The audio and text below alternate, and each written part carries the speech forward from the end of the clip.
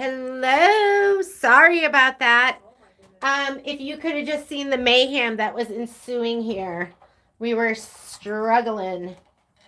Oh my God. We've been struggling with everything. So let's see if this is a little bit better. Sorry about that. I know some of you probably couldn't even wait. So you might not even be here anymore. But I'm just going to go ahead. Patrick, we were having so many issues with everything. Usually I use an app called Arian. We couldn't even get on that. We thought it was that. So I'm just live streaming through my phone. And then we were having troubles with that as well. So sorry about that, Asuli and everybody. Let's go ahead and get started. Patrick wanted me to cancel because we couldn't get on. And I said, you know what? If I cancel now, I'm never going to be able to do it because I'm going to be gone. So we're just going to go ahead and do this. Here is your pieced top, your wall hanging, and you should have it layered. And when you're doing something like this, it's nice to have, about 2 inches all the way around. You could have even more than that.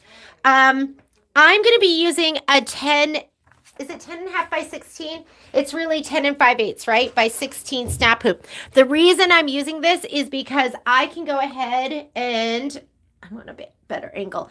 I can do this in one hooping. So I can go ahead and hoop this. If you don't have a 10 and a half by 16 and you don't want to get one, you can use your 9 and a half by 14. Or is it 9 by 14? I might be off with some of my measurements. I'm flustered because that took so long for us to do that. This is the 9 and a half by 14. And when you put it down, you've got about half an inch of no-sew.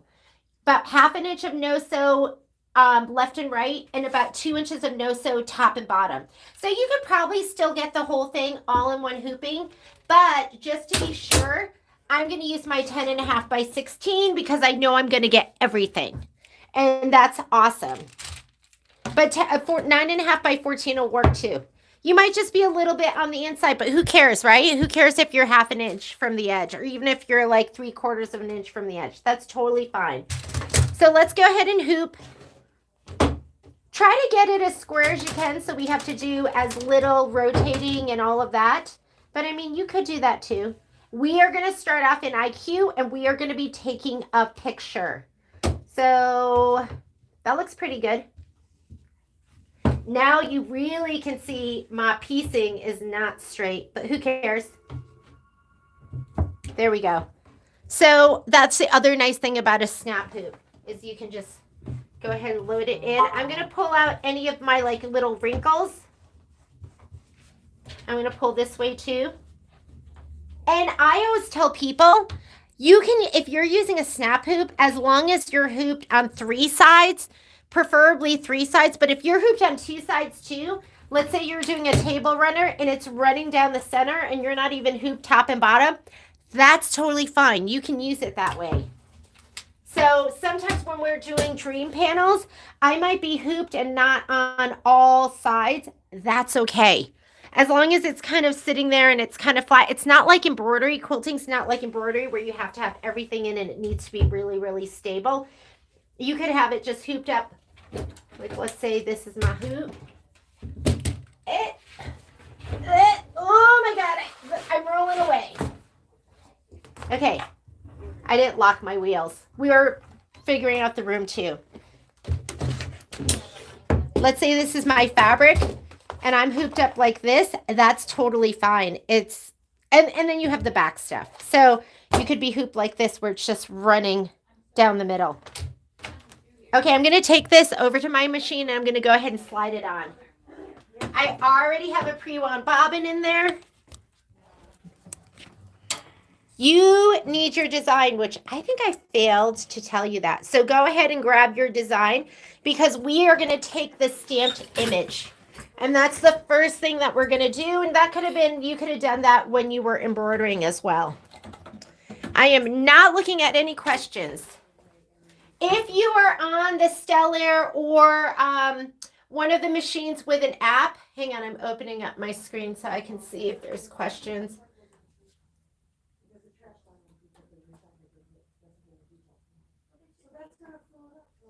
Patrick?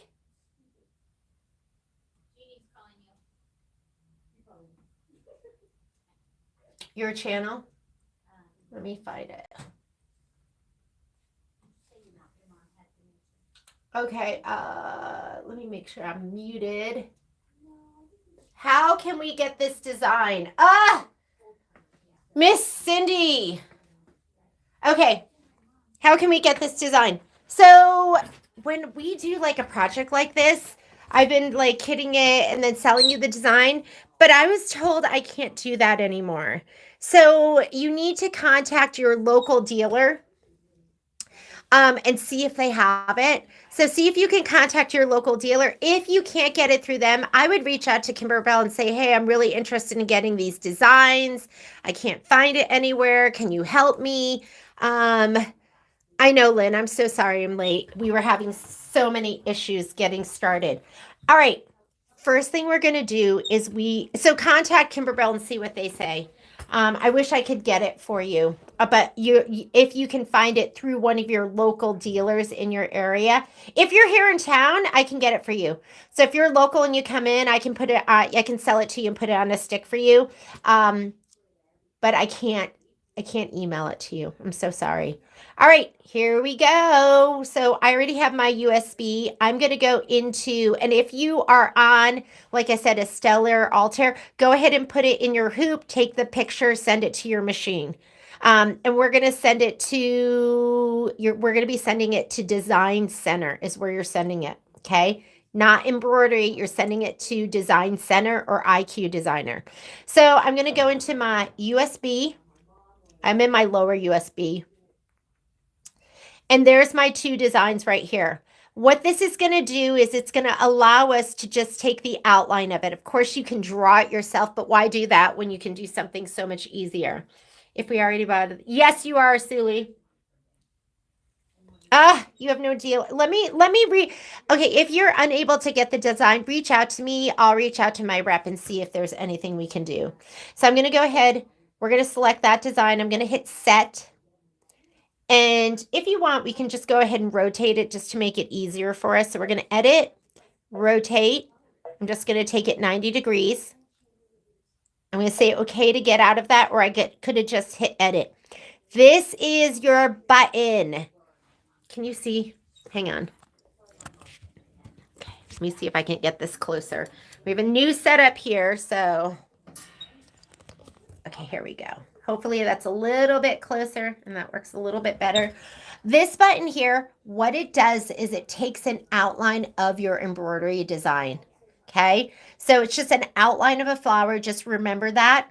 I'm going to go ahead and touch that button and see how it's giving just an outline of the letters. You can add a little distance, and you can also do the inside of it. I'm not doing that, but I am going to add a little bit of distance here.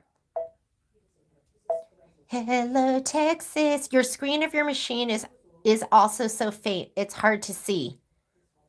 I'm looking at it. I'm looking at it just like you're looking at it, and it doesn't look faint to me. I can see the lines and everything and all the buttons. So maybe it's your contrast on your computer, but you should be able to see it. So I'm going to go ahead and increase that a little bit. You're going to take it and you're going to put it into memory. So put it into memory. And what it's telling you is it's saying you can recall this from Design Center. If you're on a baby lock, it's going to say IQ Designer from the stamp pattern list. And that's what you want. So you're just going to say, okay. And that's it. We're done because we've already stitched it out. We're going to go back and we're going to get the house design. So let's do that next. So I'm going to go home just to clear my screen. We're going to go back to embroidery. And this is so we can quilt around that portion of our design and it won't quilt on top. Your screen of your machine is always so faint, hard to see. Yeah, I'm looking exactly because I have my computer on. I think it should be fine. Was it a different part? Like, I think you should be seeing this fine right now. I'm going to go to my pocket. Let's go to my lower USB. And there's the house. So you want the outline of the house too. And if you're having trouble keeping up, this, as soon as it's over, it'll go and it'll post live. So I'm going to go here to the house.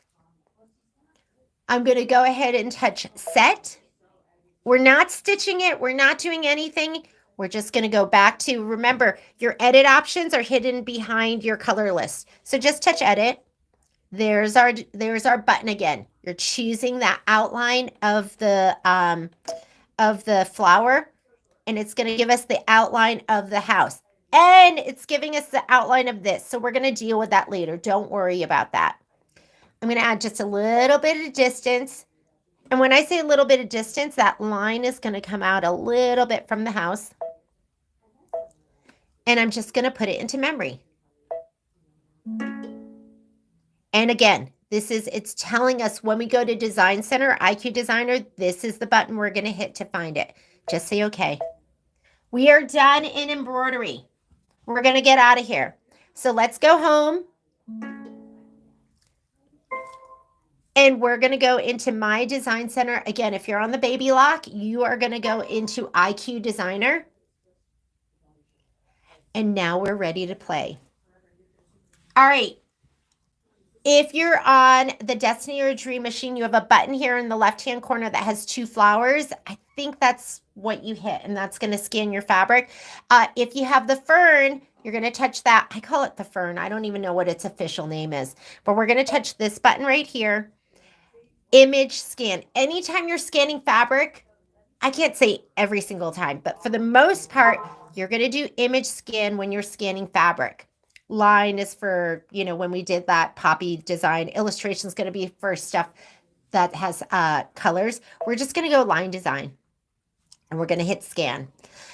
For those of you that have the Stellar Altair, take a picture, and now I want you to send it over to your machine. I'm going to hit scan.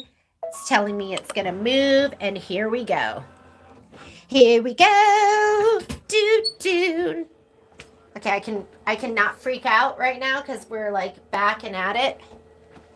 Sorry. It's been chaos here at this store just because the quilt show throws us for a loop, and we've been trying to put everything back, and it's a big job. I'm going to be using a mouse, and the other thing I can do is let me turn down the light. When do you ever want to do that? Times like this. I put my hand in there. I wonder if that's going to be in the image. Did you see that? Don't put your hand on the fabric when it's taking a picture. Oh, I think we're okay, right? Let's see what we got.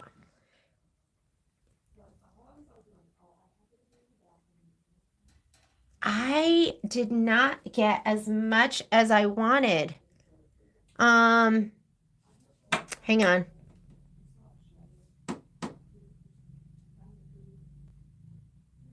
Why didn't it give me my edges? We have our biggest thing. Let me just...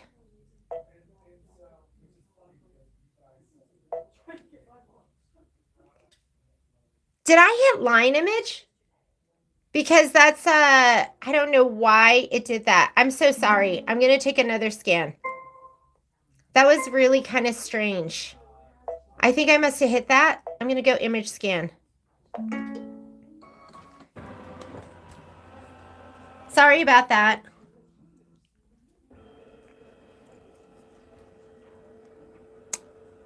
I feel like I went on autopilot and maybe I hit line.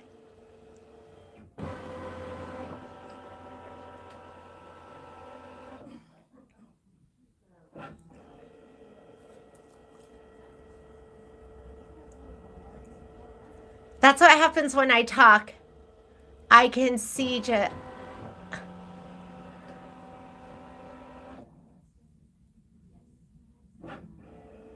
Yeah, I'll watch for it. Definitely let me know if my screen's not looking good. Oh, that's it. I did line image. Okay, that's a good lesson. Why you don't want to do line image. You want to do... okay, so here we go. And now I have my whole thing. I didn't get my corner. So I'm going to increase my contrast. You can see I'm cut off a little bit. Okay. One more time. I'm going to just scoop my fabric over. That's the other great thing about the snap hoop. You can just take the top off. I did need to scoot it over the tiniest bit. That did not capture everything. And I want that top corner. I was like, can I just make it work? No, we're not going to make it work. We're going to make it right.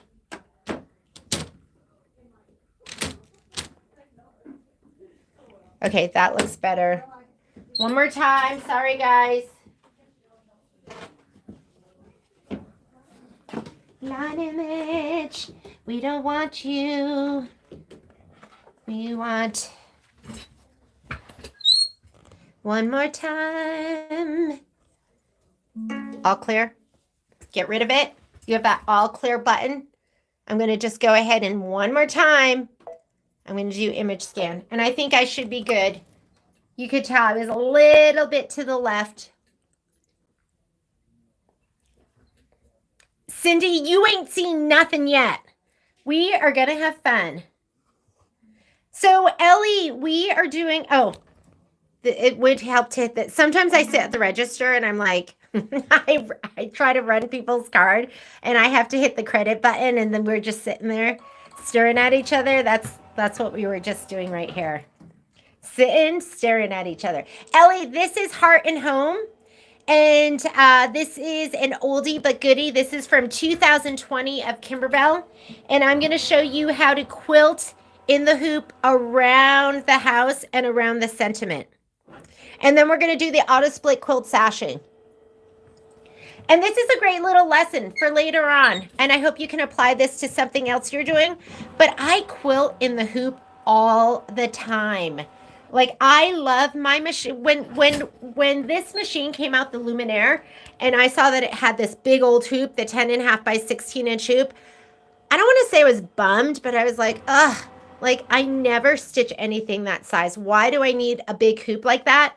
Well, when I started quilting in the hoop, I was like, oh my God, I love this hoop. I cannot live without it. I might be even happy with an even bigger one because then you can cover more area at a time. The screen looks light right now. That's just because it's the contrast. I'm going to turn up my contrast. There's your button right there. Lower your less contrast, high contrast. It might be down here on your machine depending on what you have. Look at that. So you can increase your contrast. What you don't want to do, don't work all the way to the right or all the way to the left because look at this. Doesn't look like I'm doing anything, does it? But when I decrease my contrast, I made all of those marks in it. So I'm going to go ahead and undo that. Don't worry about it. We can just undo it. Undo is your friend. Okay. We want to outline where we want the quilting. So there's a couple different ways you can do it. But if I have something that's straight lines, then I'm going to go into my pencil. These are your line properties on top. These are your fill properties on the bottom. That shows a line properties. That shows a filled square, fill properties, or I think it's called region properties. I call it fills. They should change it, don't you think? This is a digital dealer exclusive from 2020. So I'm going to go in here. You're either going to go in this way or through your notebook paper. And that's the button I like to use the most when I'm outlining something, unless it has a lot of like curves. So I'm going to go ahead and touch that. What that does is it does straight lines and then it will close. Once you get your start next to your end, even if you're not right on it, it'll pop together and it'll close. I'm also going to use my mouse because I find that's the easiest way to do it. And I just leave my mouse plugged into my machine right here. So, and I'll leave black. Let's go ahead and say okay. I have to get out of my chair so I can reach down here. You're just going to drop this in. What happens if your line is not straight? You can literally touch along that line. It'll drop in points and connect it. So if you have a big curve, you can drop in just the points. I'm going to show you what happens when you drag it. So I'm going to click right here. Look at the line. And I can drag that line anywhere I want. I know that's, let me see if I can get closer. My line's not totally straight, so I might drop in a point. Oh, I'm too high too. I'm going to undo that. Let's see if I can zoom in a little bit more for you too. Here we go. I'm going to go right here. I was too high. Oh my God, here's the perfectionist in me. So I could just drop in a point here if I want. Or my line's here. This is what it looks like if I go totally straight. Do you see how like right up here, it kind of doesn't, it's not doing what I want it to do. So I'm going to drop in a point here. I'll drop in a point here. And now you can touch along that line if you want. I'm going to show you what it looks like. I know you can't see it, but when I decrease my contrast, oh, here, it'll look better if I do this. Okay, do you see that line on the top? Now I'm going to drop in my next line. So let me increase my contrast. Sorry, I'm going to undo that one. Increase so you can see. And I know it looks light, but I'm making it look light because I want you to be able to see that line. I'm going to swing it up here. And I'm just going to drop in some points. I'm just touching along that line. So if my line isn't totally straight, so if your piecing isn't totally straight or your hooping's not totally straight, who cares? Doesn't make a difference. Just drop in your points, and you can drop in point. You could drop in like 20 points around a curve. Okay, and now I can pull it if I want. Well, I'm too high. So I'm going to go undo, and you can undo if you don't like what you've done. I'm going to undo 2 of those so I can get right to that corner. There we go. Let's drop him right there. You got to release your mouse. Do I have any straight lines in this? Oh, that one's pretty straight. So I'm taking the line, I'm dragging all the way across to this corner. That bottom line is pretty straight. That line to the left looks pretty straight too. Again, let me show you what I have right now. I'm going to decrease my contrast. So right now I've done the top line, the side one, and the one going across. I'm going to increase so you can see where I'm drawing. I'm going to take this next one and I'm going to bring it all the way up. And I'm going to just bring it close and then it'll pop close. So now we have an outline. That's where we're going to dump our stippling. And could see, I don't know. Is anyone else having trouble? I mean, you're going to have trouble seeing this because my contrast. Is it because the size of my screen? Can you guys see that? I can't really do anything else. I'm looking at it too, and I'm seeing it fine on my screen. So I'm not quite sure what's going on over there. Because I'm watching the same thing you're watching. Okay. I'm not really sure, Miss Lynn. All right, so I'm going to increase my contrast again so you can see the house in the background. And remember, you can go as dark as you want it. You can go as light as you want it. So first thing you do, create where you want to dump your fill. We don't want our fill to go over the house or the sentiment, right? So we're going to get that stamped image. Remember we pulled that stamped image? Okay, here's your stamped image. Let's grab that. And that's the button we touched in our, that's what we touched in embroidery. Go ahead and touch that. And there are our outlines, the 2 outlines that we saved. So we're going to grab this one first. And it's first in, last out. So you can't go in here and delete these. As you add them in, it's going to push the older ones out. I think that's kind of nice, right? Okay. It's up here. I don't want it there. So I'm going to just use there. Where's my move keys? You have no move keys. Your move keys are hidden behind your size and your rotate. You can choose either of them. I'm going to go ahead and do rotate in case I need to tweak it a little bit. And there's your rotate and your move. If you go size, there's your size and your move. Why they don't have just a move button, I don't know. But now you know where to find it. Either behind your size or your behind your size or your rotate. So I want to take that outline and I want to put it right over my home.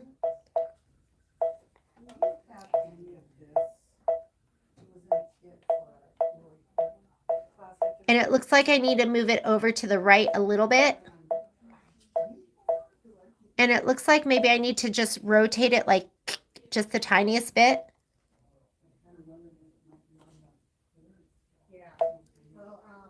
And that looks good to me. Okay. Can you see that? So I went ahead and just put it on top of it. So that's what I want you to do next. All right. Now we're going to bring in the outline of the house. What if you don't have an outline? What if you're creating something like totally your own and there's no embroidery design to outline? guess what you can do? You can draw it in. So if I wanted to, I could just go ahead and I'm going to go right here. I'm going to choose this pencil that lets me close the shape. You want to close the shape because you don't want this. I'm going to use stippling. You don't want the stipple to flood in. This is just any irregular line that you want to draw. This is irregular. That's closed. So I'm going to go ahead and touch that. And let me just pick any color. I'll pick red. You don't need to do this. I'm just showing you what to do if, in case you don't have a, an image to go around. So see how you can outline it yourself? Whoops. That's why I don't outline myself. That's really bad, huh? That's okay. I'm just playing. Okay. There's my house outline. So you can draw it yourself, or you can just bring in the stamped image, which is what we did. I'm going to undo that because I don't need it. I could also like have taken my finger and just done it. That's not bad. The problem with the finger is you just can't see underneath it. It's fat. That would have been fine too. I could have just done that. This does not have to be perfect. If you are using the fills in your machine, it has to be perfect. If you're using the stippling, it does not have to be perfect. But stippling, that's why I do so much stippling, because you don't have to be perfect with it. I'm going to undo that.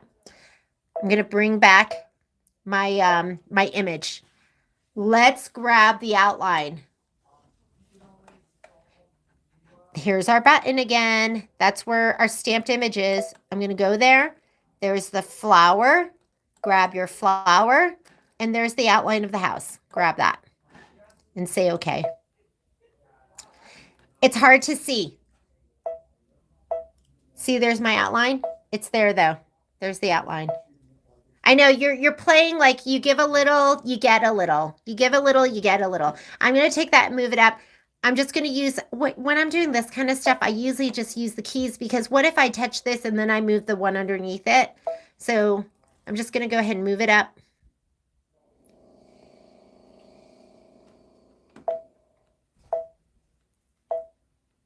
It's going to be faint because I decreased that contrast of the house.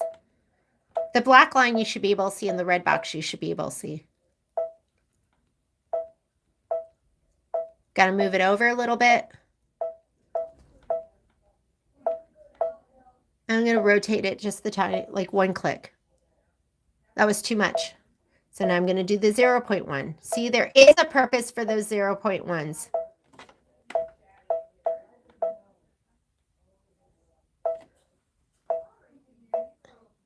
It seems so low, doesn't it? It seems low. I'm going to size it because that bottom part, it seems like way off the bottom of the yellow house. So I'm going to go, okay, size, and I'm just going to, boom, squeeze it right here. I'm not going to use these two.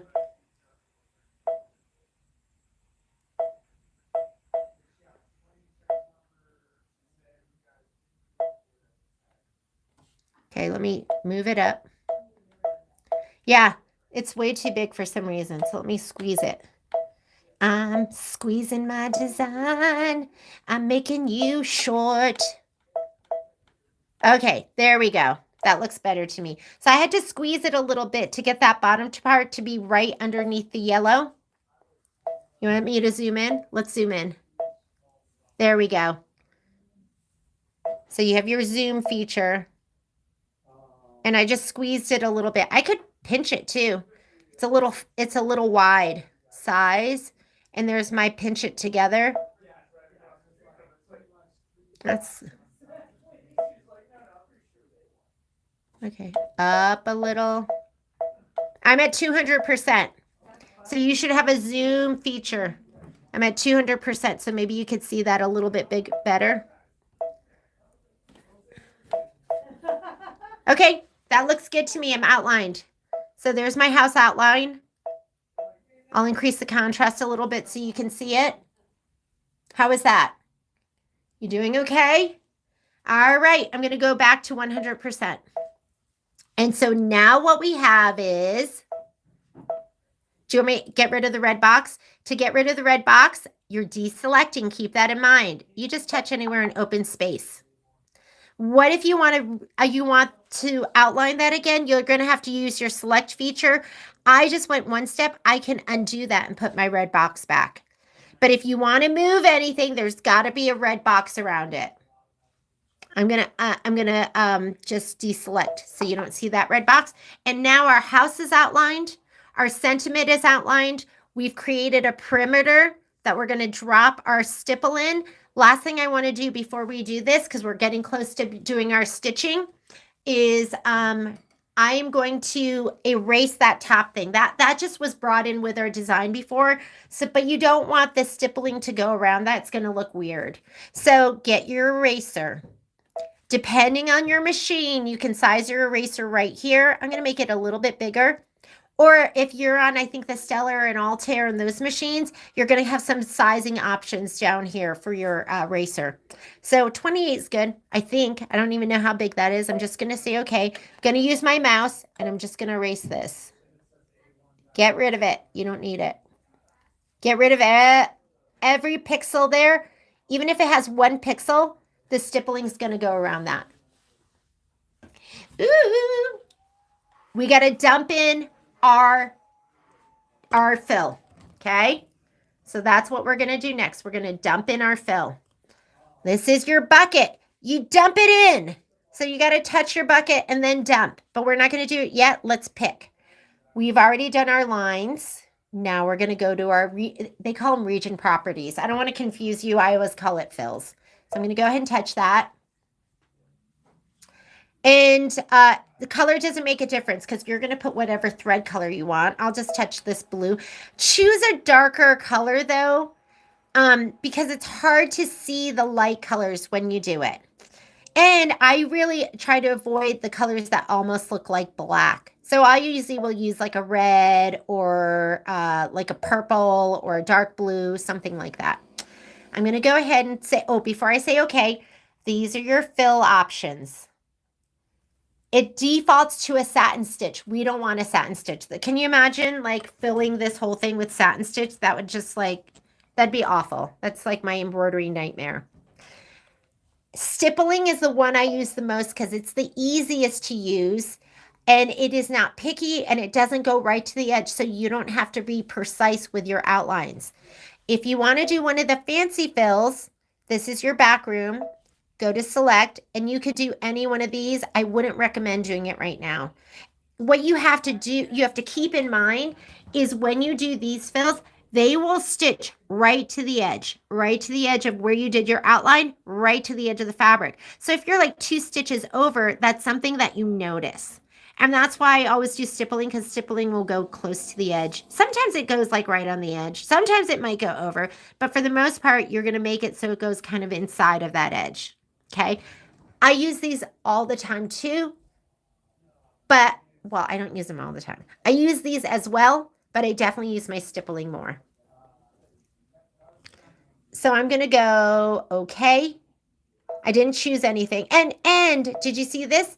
Custom, that's where you're going to bring in your fills. So if you've been buying fills and motifs, that's where you'll bring it in. I'm just going to do stippling. That's what I recommend you do today, just to keep everything nice and easy. I've already selected a color. So stipple, color, say okay. Now we're going to dump it. You can't dump it until you hit the bucket. You've got to hit the right bucket. Don't hit your line property. We're not doing a line property right now. We're doing a fill, a stippling fill. Here, I'm going to increase the contrast. I know it's hard to see right now, just because the lines are light. I'm going to get my bucket to dump, touch where you want to put it, and there you go. That is not what your stippling is going to look like. That is just, it's just kind of a, I don't want to say representation. It's just showing you that there's going to be stippling there, and then you're going to hit next. If you're on the Solaris and Luminaire, it's going to auto preview for you. If you're on the other machines, you have to hit the preview button. There's my stippling. It's really light for me. I mean, not light. It's really small. I like my stippling bigger, and that's the beauty of it. You can make it any size that you want. Let's talk about these. So I'm going to hit return. I call this the main editing page. This is where you're going to have your fills, you're going to have like your size, your rotate, all of those things. You know you're on your main editing page because you're going to see cancel and next on the bottom. Cancel, next, cancel, and next. Once we hit next, takes you to the next room. So we're going to leave this room. We're going to go into the next room. I call this is what I call it. I don't think this is going to be in your manual or anything. I call this the attribute page because this is where you can fine tune your attributes. This is where you can make your stippling bigger and smaller. This is where you can make your run stitch bigger and smaller. This is where you can make things darker and lighter. So, and the attributes are different depending on what you're doing. Like if you're doing a line property, then you might have like the distance between your stitching, the stitch length. If you're in a fill property, you're going to have different things too, okay? So these don't always stay the same. This is your stitch length. I never touch that. I always leave it here. This is distance between your stippling, and this is what makes your stippling bigger and smaller. That's what I'm going to do right now. So I'm going to go ahead and touch this one. Your buttons might be down here on the bottom, depending on your machine. I usually like to go anywhere between like 3.36 to 0.44. Just put it in, hit your preview if you have to, or your OK button, and just take a look at it. It's going to preview it for you, give you an idea of what it looks like. I like that, but look, I don't know if you can see this. I got a little one right here. I don't want that. And I got one stitch right here. So you know what I'm going to do? I'm going to make it the tiniest bit bigger. So going up a little or going down a little could change that. I want to get rid of those two little stitches. Now I got a different one. Do you see them? I got a little line there, and I got a little bubble there, and I got a stitch there. Let's see. Now I got even more. What if I go smaller? Let's go 0.36. So you kind of just have to try it until it looks the way you want it to look. You know what I'm going to do before I do? So I still got those things. I'm going to add a little distance, and that might get rid of it. So I'm going to hold this down. This is going to give you distance from the edge and distance from your embroidery. And it's arbitrary. I just went 0.024. I'm going to say okay. I'm going to see if it gets rid of those little blobs. Still there. I'm going to go back up again. So I want you to play with it. If you're doing this with me, go ahead and play with it. Oh, he's still there. 0.44. I'm going to add a little more distance. Let's see if that gets rid of it.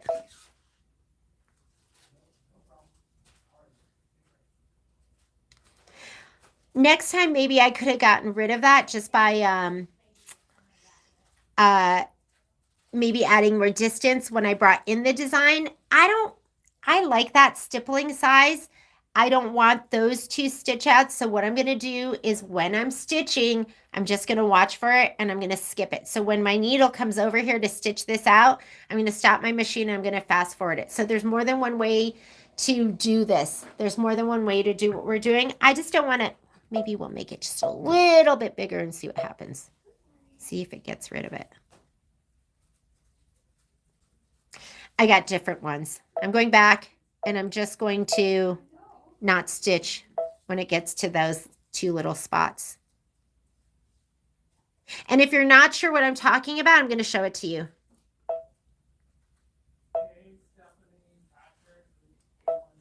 Hand. Sorry if you're not seeing those buttons. I'm getting a little stitch right there in between the I and the S, and I'm getting that one little stitch right there. I don't like them. But I've tried a bunch of different things. It doesn't seem like it's going away. So I'm just going to leave it there. Okay. We're done with this. We're going to take it into embroidery. So I'm going to go ahead and touch set.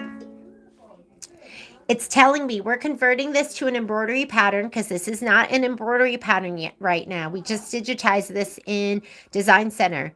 and my design center will be edited. Is it okay to continue to embroidery edit screen? I'm going to say okay. So I'm leaving this. I can't come back. Let's cancel. I'm going to put it in memory, and I'm going to save it on the machine. That way I can come back. I can come back to this instance right here. So I just put it in memory. Your memories are different. Your memory in IQ Designer is different than your memory in embroidery. Those are two different memories. So you can't find this in embroidery. If I want to come back to this, I have to come back to IQ Designer. So I'm good. I'm going to hit set. Got that same message. I'm going to say okay. And now I'm in embroidery. This is the screen you know and love. This is what you're used to seeing. There you can see that little blob right there. Remember, I'm going to be watching for that when it stitches out. This will also stitch. So right now you're seeing the stippling, which I did in blue, the black, and I could have made that a no-sew. I just left it. When it gets to that outline stitch, do not stitch that. You just skip it. That's all. The only thing you want to stitch here is going to be your quilting stitch. Let's stitch it up. So I'm going to say embroidery. And remember, I'm not stitching the black. I'm only stitching the stippling. I just have a creamy color in here. And I am going to go to stitch number 1, and that's where I'm going to bring up my bobbin thread. To do that, you're going to use this button here. I'm going to go to stitch number 1. If you bring up your bobbin thread right now, it'll just bring it in center. Your needle always comes in center. But once we start to stitch, it's going to move to the stitch number 1. Right here, I'm at stitch 0. Let's go +1. There's my stitch number 1. And to bring up your bobbin thread, you're going to hold your upper thread in one hand. You're going to just go a needle down, needle up. You want to reach under your foot and grab that upper thread and the lower thread. So I don't know if you can see this, but I have both threads in my hand. You're going to hold those, and then you're just going to hit start. Sometimes your stitch might get close to the edge. If you see it going near the edge, you can manipulate it. You can go ahead and just pull your fabric. And here we go. I'm watching for when it comes down here because I am going to stop it. Here you are, custom quilting. Can you make the black? Can you make the black no-show?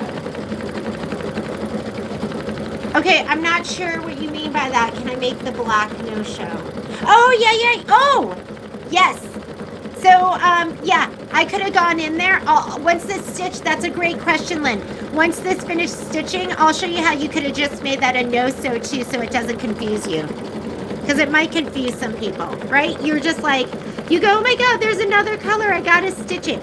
Yes, you can make it no-show. I could have made it no-show in Design Center, and then I can make it no-show here. I'll go back to that, and I'll show you how.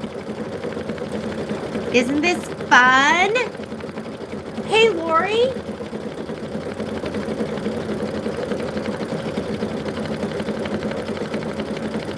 If we had left that little blobby thing on the top, it would have done the stippling around that. We wouldn't want that. Oh my goodness. Do you see all sorts of custom quilting in your horizons? This is one of the best parts of the machine to me. That you can go in and you can outline something, that you can define an area. So if you had blocks, okay, I want to go, but I can't go. But I want to show you some stuff that we did at the show to show like custom quilting. Hey, Lori, can you grab me, can you find that Christmas tree quilt? Yes. And can you see if you can find some of the squares that we were demoing on where we patchworked it and remember, I'm going to stop it when we get down here.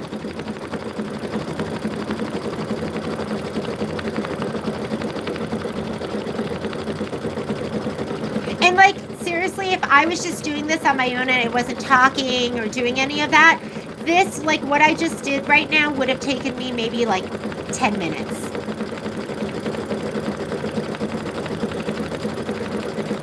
See if you're getting close to the edge. I will literally, you got to watch out for that screw. But I'll take my fabric and I'll just I'll manipulate it because I am the boss. You are the boss. Your machine is not the boss. Don't pull so hard you're going to knock something out of time, but you can go ahead and, like, if you feel like a stitch is coming over, just pull your fabric down a little bit out of the way.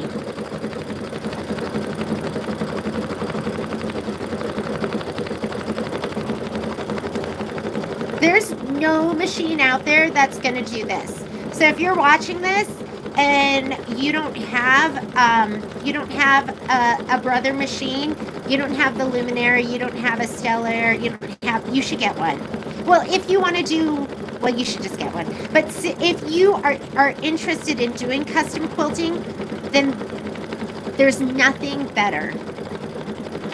And I don't even think we're going to have to watch out for those last two. I think this is all one pass. That's the other thing. Another reason I do stippling is because it's all one pass. Like, it just goes, and there's no cuts, there's no tie-offs, unless you have little itty-bitties that it's going to try and stitch later.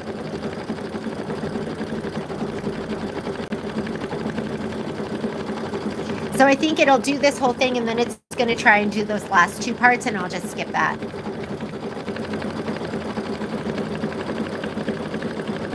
Miss Brenda, I was getting your order together last night, thinking about you. Oh my goodness, so cute.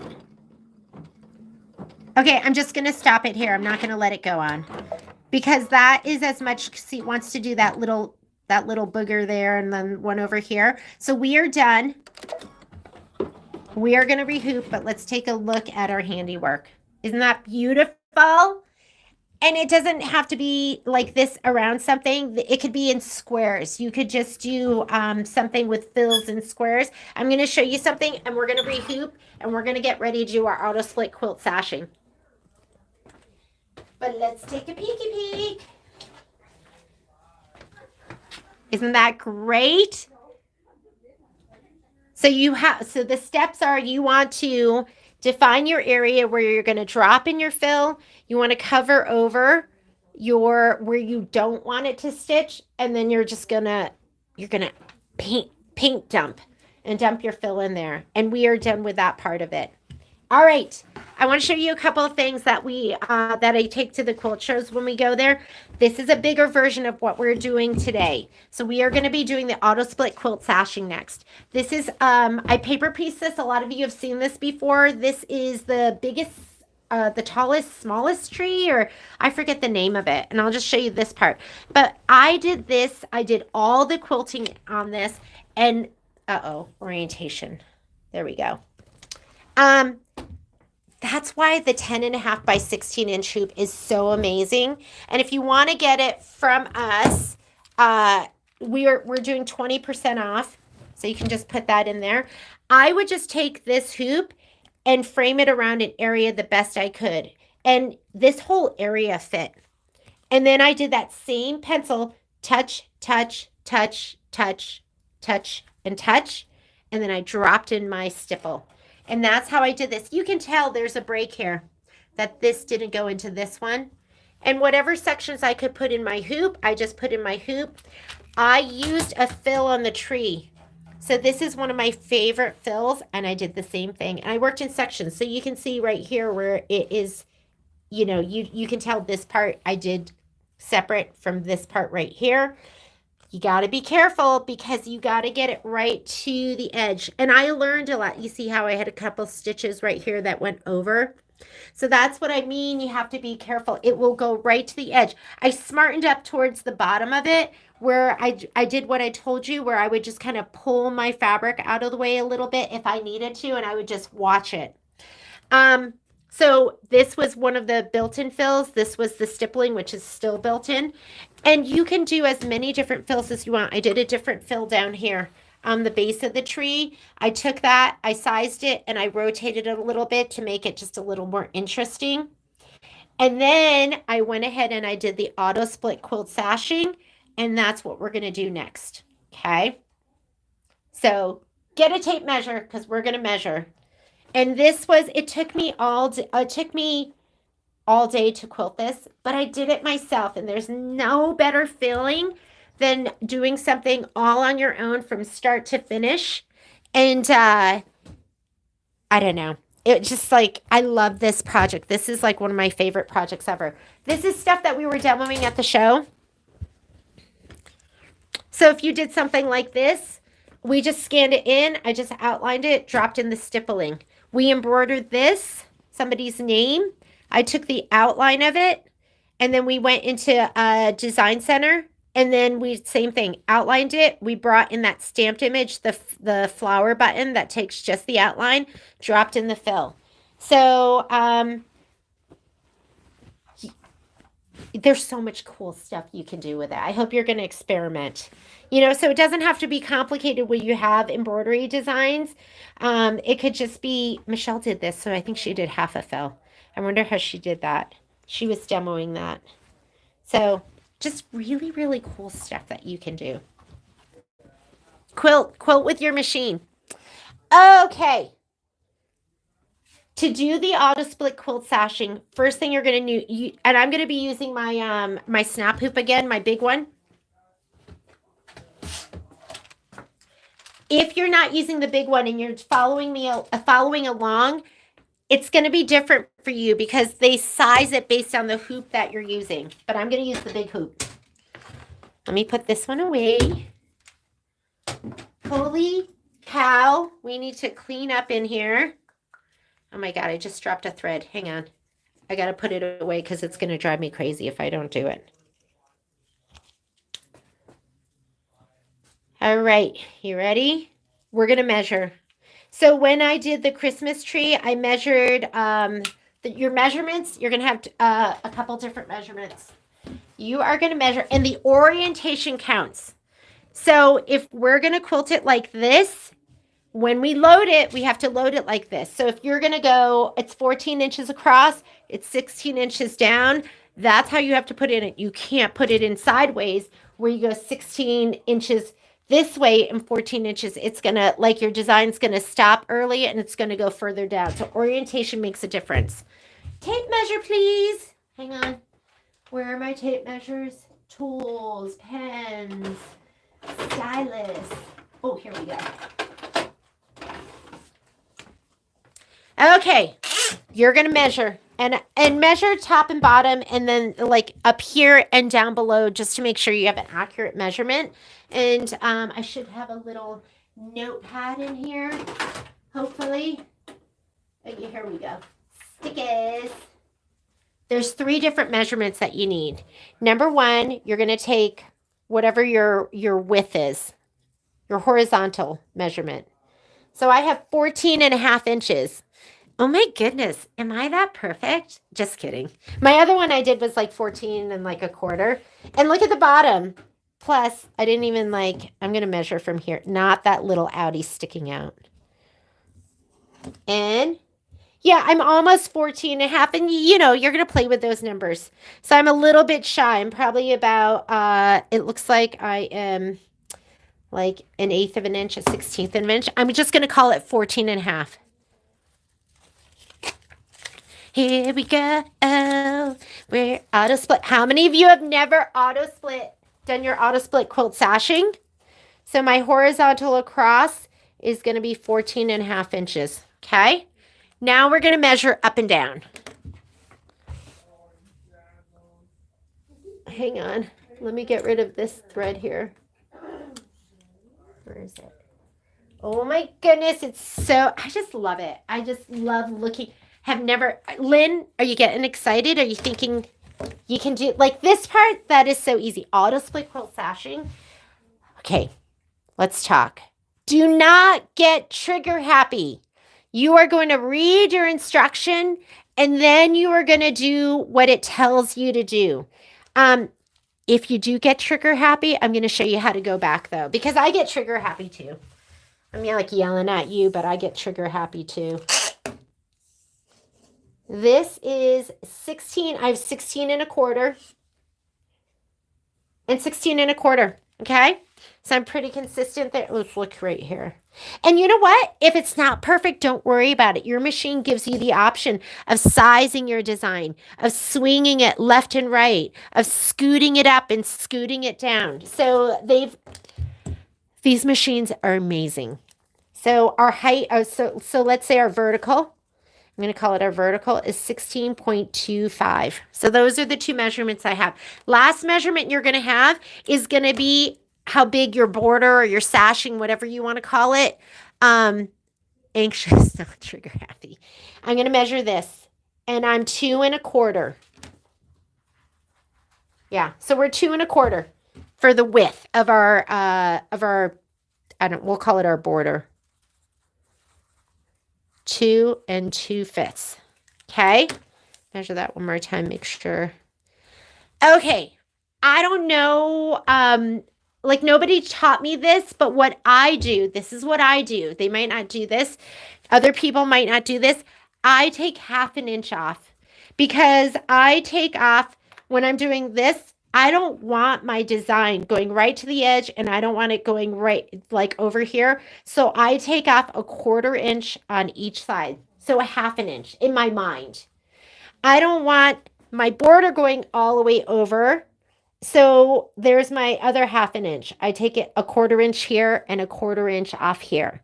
So I go through this and I take 1/2 inch off on every measurement. Hope that makes sense to you. Makes sense to my brain. Okay. There is like thread everywhere. It's sticking to me. Hang on. So I'm going to go ahead and off of that measurement. So instead of 14, the measurement I'm going to put in is going to be, instead of 14.5, the measurement I'm going to put in is 14. So I'm going to take this down. Instead of this, I'm going to do 14. Instead of this, I'm going to do 15.75. So I'm just removing, let's call it cents. So $16.25, I'm taking off 50 cents, so it's going to be 15.75. Does that make sense? That probably confused you even more. So instead of my border being 2.25, these are the numbers I'm putting in. I'm going to make it 1.75. Those are my measurements. Hope that makes sense to you. Because I don't like my stuff going all the way to the edge. I want to be in the middle. You're going to be putting your binding on, so you want it to sew over about 1/4 inch. And if the design comes over here and is close to that, that's totally fine too. This is how I like it. So I'm showing you what I like to do. Okay, we're ready to go to the machine. Here we go. Da da da da da da da. There you get your singing. How sassy was Patrick today? Oh my goodness. He was sassy. Oh my God. He's so naughty. I'm so sorry, ladies. Sometimes I have to apologize for him. I'm turning my computer towards me so I can see if you have any comments, if you need anything. Listen, I'm just demoing, I'm showing you. Hopefully some of you are doing this with me. Some of you are just going to want to watch it and then do it later because it might be scary. I thought auto-split quilt sashing was scary. I would not have wanted to do it on my own when that feature came out on the machine. So I'm going to go home. Let's just go home to get out of this, clear our screen. When that feature came out in the machine, we were baby lock dealers at the time as well. So I went to the baby lock training and I went to the brother training, and they walked us through it step by step. That's why when you buy your machine from us, this is a feature that we walk you through, because it's like, it can be confusing and sometimes it's scary to take that step without having ever done it. Auto-split quilt sashing is in the embroidery portion of your machine. So you're going to just touch embroidery. We are going to go right here to this folder that some of you maybe have never been in. So this is your Q quilting. And things that you have in here, these are going to be all your auto-split quilt sashing patterns. Depending on your machine or your upgrades, I have 20 of them. I think when it first came out, maybe you had 10, and then they added another 5, and then they added another 5. I can't remember. But they're always just tossing you a little bit. You also have this folder. This folder was new. I don't know which upgrade it came in with, but that's going to give you dual color. So let's say you were to do this one. It comes in 2 different colors. Isn't that beautiful? Remember, we're just dating. So you can touch everything you want. It's not serious until we hit the word set. So if you want to like touch things right now. So 1 color, 20 different designs, 2 5 different designs, and they're going to be dual colors. This is your hexagonal. We do that in upgrade 2. And so you have these different shapes that you can do. And then this is going to be your edge to edge. And these are such fun designs. And that Michelle walks you guys through that. So I'm going to go back to this folder. We're going to keep it easy peasy. We're going to do the same design. If you want to do something different, you're on your own, because your design might calculate to have different hoopings, and the designs, you know, depending on what hoop you use and all of that, it calculates it differently. So use what you want, but you might be on your own. I'm going to just go ahead and do this design right here. I'm doing design 009, which is this pretty flower. Okay. So if you're working with me, go ahead and select that design. 009. We're going to go ahead and hit set. Now it's serious. You have 2 different options. This is your type of split. I don't even know what this is called. Here's your amazing instructor. I don't know what this is called. All I know is this is the one that I always do, and this is going to create the design for you and break it into different pieces. Oh, you know what? I wonder if this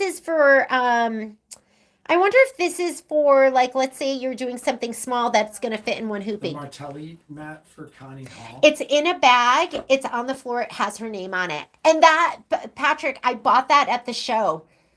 Like, so I put them all in those bags. And she gets the pretty pink ironing cover. So we're going to choose this. This, I don't know. Somebody needs to teach me. But this is the one I always do. Maybe because I'm doing larger things. Now, remember those measurements we took? This is where we're going to put them in. So it's important. Remember, you can't mix it up. I can't go ahead and put 15.75 because mine is smaller this way. It's going to run right off. So you have to keep your orientation right. First one they're going to want is horizontal. So I'm going to go ahead and put in 14. You just put your number in here. It's already 20% off. Is it paid for or no? It's already, she bought it online and she had put show special. We already had it. You already discounted Yes, it was already discounted on the site. Put in your measurement, hit set. Now it's doing the vertical one.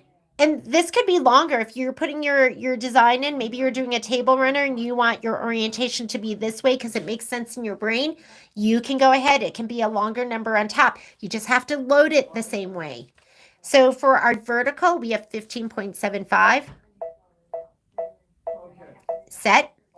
And now this is the size of your design. So we took that measurement and we're doing 1.75.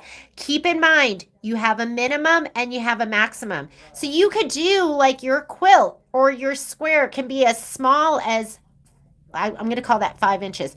5 inches all the way up to about 120 inches. Same measurement. So you could do, what size is a king size or a queen size?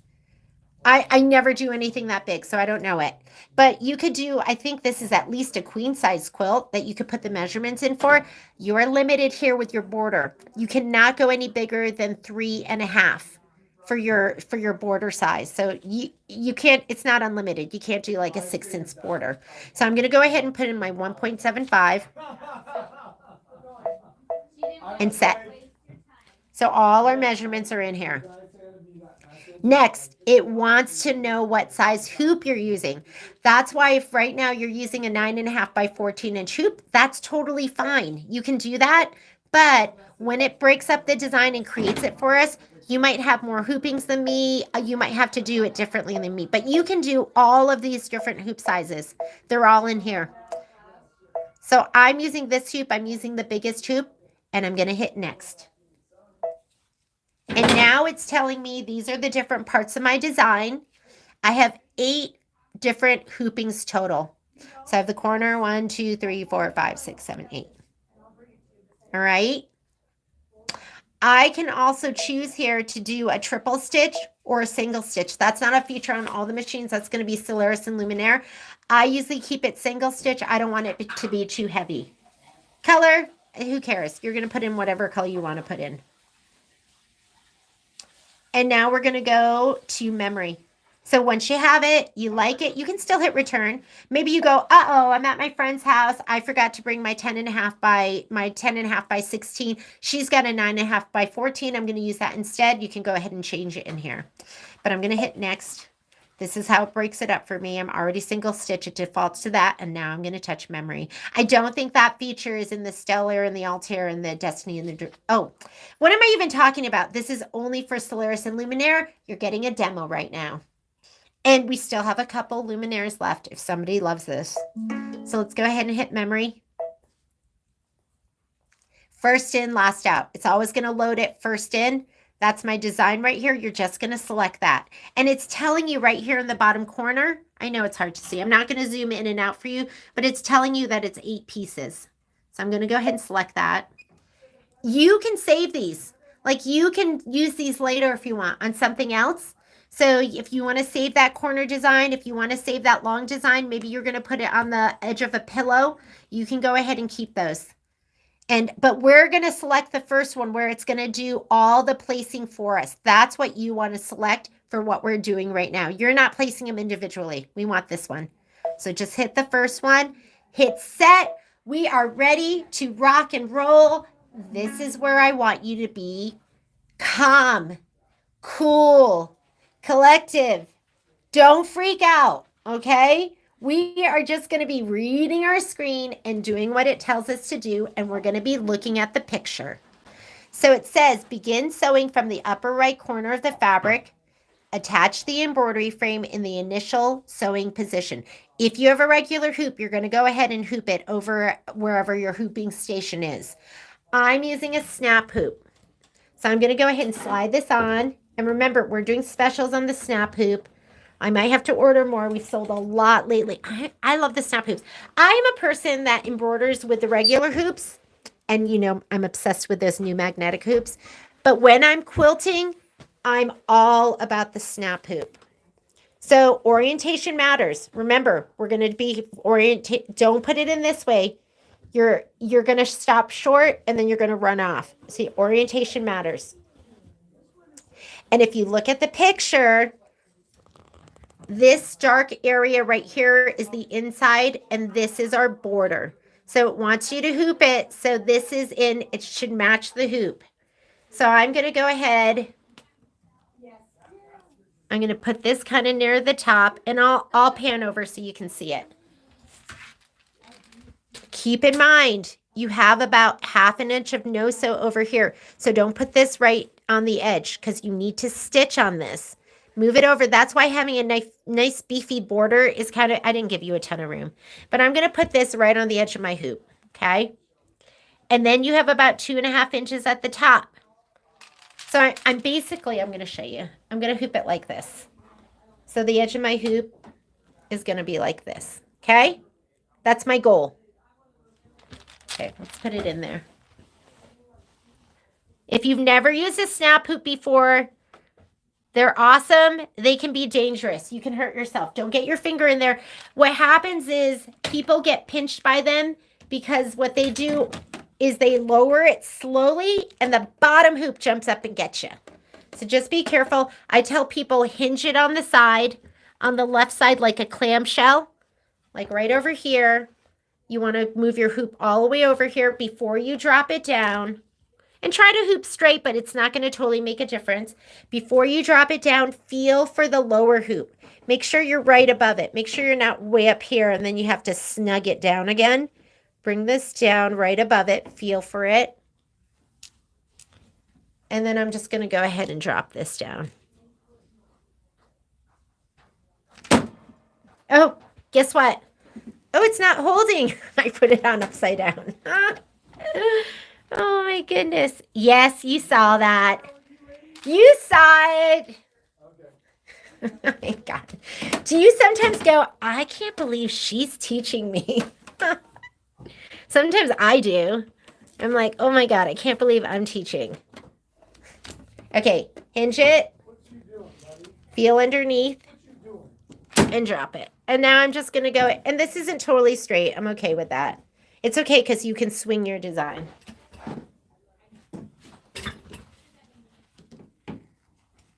And I just want this to be nice and flat. I'm not worried about down here. We'll get that later in our next hooping. And this is what it looks like up in my corner. I think it'll tell me to rehoop after the first one. And now it looks something like that, right? So this would be the batting. This is my border. Give yourself more room than they're showing. You want it down a little bit. It's going to start off with the corner. Remember, you have about 2 inches of no-sew. So something kind of like that. You ready for the next step? Don't be scared. We're going to say okay, because it looks like this. I would make sure you had about 2 inches from the top of your hoop, though. Okay. The carriage of the embroidery unit will move. Keep your hands away. There's the first thing we're going to stitch out. You're going to say okay. Use the move pattern keys to adjust the inside corner of the pattern, okay? It's going to project right now. So we're going to use that projection. We're going to put it on the inside corner. I'm okay with that. It's just telling me what to do. We're not doing anything yet. I'm going to say okay. Here's my other hint for you. Oh, you can't even see it. You can't see it, but you'll be able to see it once we move it. Hang on, I'm going to turn my lighting down a little bit too. I'm turning my light down.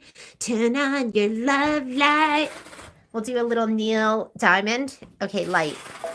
This is different. Your screen display is this. Did you know you can turn it all the way up? Oh, that's too bright. Or put it back to 4. And your light, I'm going to turn that down to a 1. Okay? Hopefully you'll be able to see it better then. Uh-oh. My light, oh, there it is. It's back. Ooh, it's still so bright. Here, maybe that angle will help, okay? I'm just going to move it out of the way because right now it's on the house. You can't see it at all. So, sorry. I'm just going to take it with my finger, and I want it up in that top corner. Do you see it now? There it is. See that little corner? On the picture, when it showed before, it showed us, okay, how can I show this to you so it's going to make sense?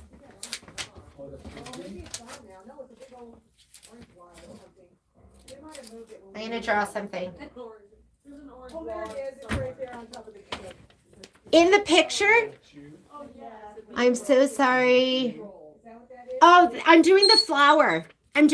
This is going to be recorded.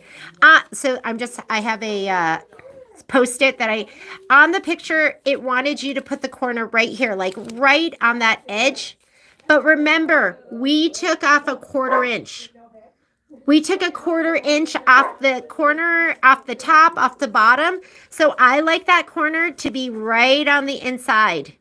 That's where I'm going to put my corner, up here. It'll make more sense once I move it. But I don't leave it right here. I know that looks really pretty to line it up right where the corner, where the outer part matches the inner part. So you can move this with your finger. So what I do normally, remember, use my finger for general placement and then use my arrows for precise placement. So I'm using my finger right now to kind of get it in the area. Do you see that? That's what I like. But I'm going to, and use your finger because it looks like it's close, but when you push it down, that changes it too. I'm going to move it up a little bit. So now I'm using my arrows. And that's how I like it. I like it about a 1/4 inch. Maybe I need to go up a little more. Okay. See that? So I don't put that corner right there. Oh, you know what I could do too? I'm using these diagonal buttons right here.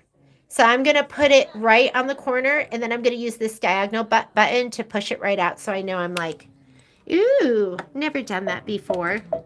So, I mean, and this is not like a pressure tactic, but like the truth. So, there.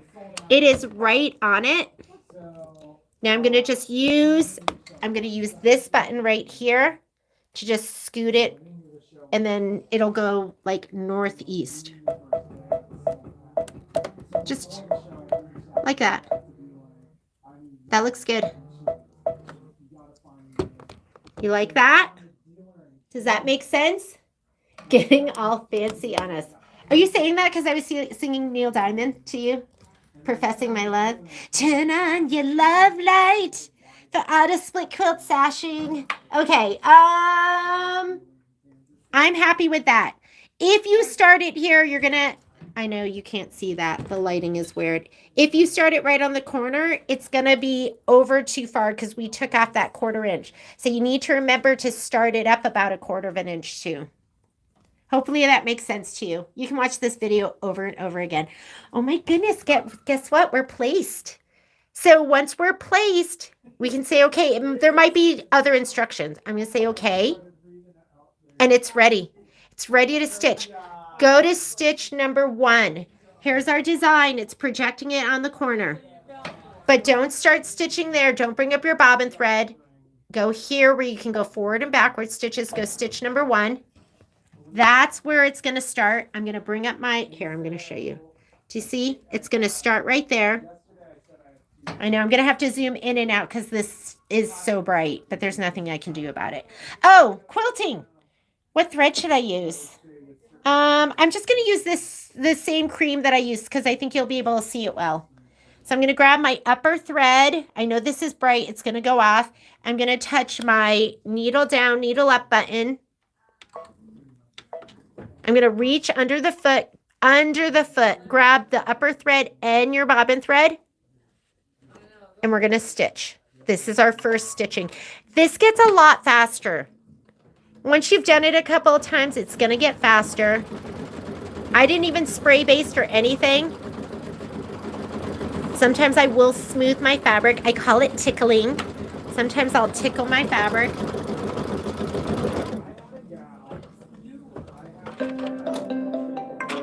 Done with the first one. 1 down, 7 to go. And there's my first flower. And maybe that wasn't the best thing to choose, and that's what we're going to match up with. There's where we ended. We're going to match with that. It says embroidery is finished. Is it okay to connect the next pattern? Let's do it. Don't get trigger happy. Read the directions. Use the rotate key to adjust the angle of the pattern while keeping an eye on the points. So we're going to use the rotate keys. We can adjust the angle of our pattern. So if it's not going right down this, maybe it's angled, we can swing it over. Adjust the size of the pattern. So the lower left corner will be the inside corner of the next pattern. So they want it to be right here. But remember, I'm starting a little southeast, a little bit lower. So that's our first instruction. Don't do anything. You're just reading and looking at the picture. Say, okay. It's going to fit. I don't have to rehoop. So mine's going to fit. And first thing it wants us to do is place that corner. Do you see our corner right here? I'm like way to the left. And I need to be inside more. Here's my thing. This needs to be over. So let's look at our design here. We're going to use these to swing it left and right. I'm going to do the 1 degree. And you're not going to see, but you'll see right down here. Here we go.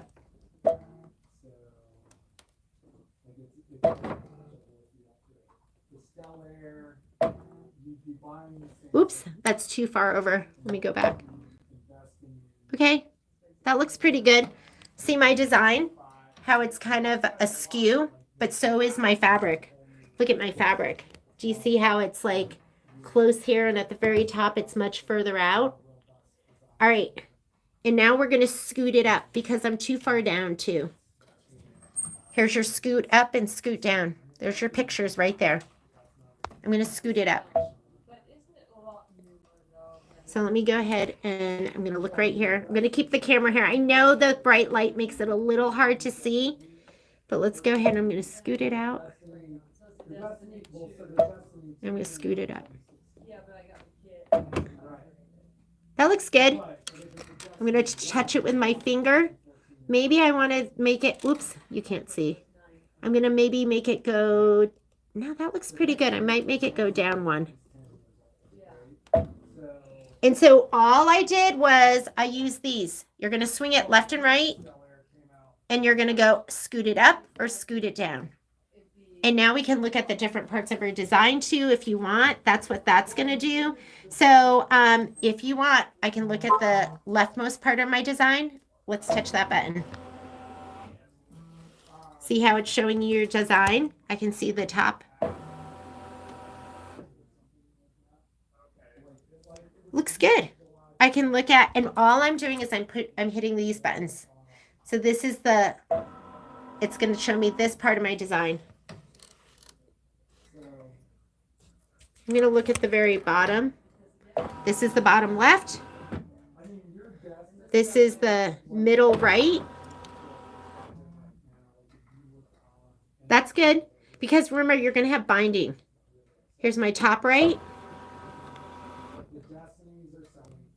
Looks good. Again, those are the ones that I'm using. Yeah, and you're going to, Shelly, you're going to be able to watch this anytime when you're like, I feel like Auto-Split Quilt Sashing, but I can't remember. You'll be able to look up this video. Okay? So we did just what it told us to do. I swung it. I scooted it a little bit, and then I checked it right here. I'm good. I think it looks awesome. So guess what? We can touch OK. And this screen is our stitch screen. Let's go to stitch number 1, because right now it's showing us the very middle of it. Your needle's always going to come in the middle of your design, which is the whole thing. We want to go to stitch number 1. And we're going to make sure, and we know it's going to be right where the end is because the machine did it for us. Okay, so that's where our end is. Let's bring up our bobbin thread. Grab your upper thread in one hand. He's above the hole in my foot. I'm going to show you this. You want him to go down the hole in the foot or else it gets messy. So I'm going to thread the foot. So did you see how I put the thread down the hole? And now I'm going to do needle down, needle up. I'm going to reach under the foot, grab both of my threads. I've got both threads, and I'm going to hit start.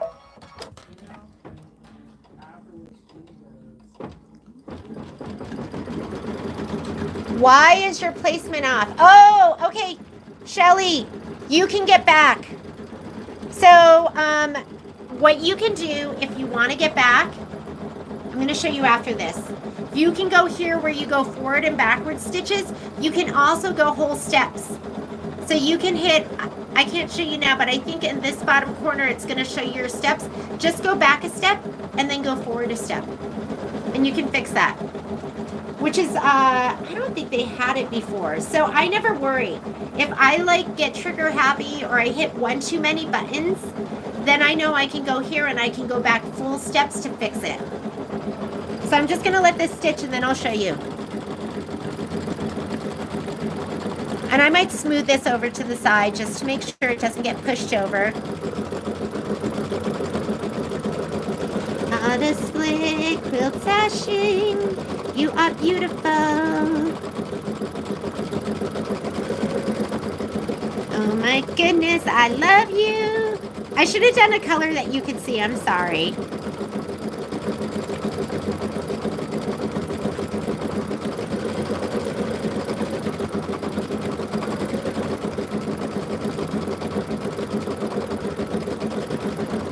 I literally couldn't find a screwdriver because everything is pulled apart. Let me make sure my foot's on tight.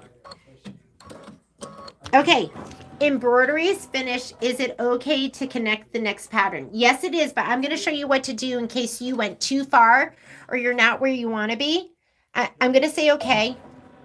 We are in step number 3 right now, and it's telling me what to do. But guess what? I'm going to go back. I'm going to say okay to this. I'm just going to go through that. I didn't do anything I was supposed to do. Lots of instructions. Okay, right here. This is where we can go forward and backward steps. So if you go too far and you can't get where you want to be, just touch that. Here is your button. So if you got to where you don't know where you're at, I can go back.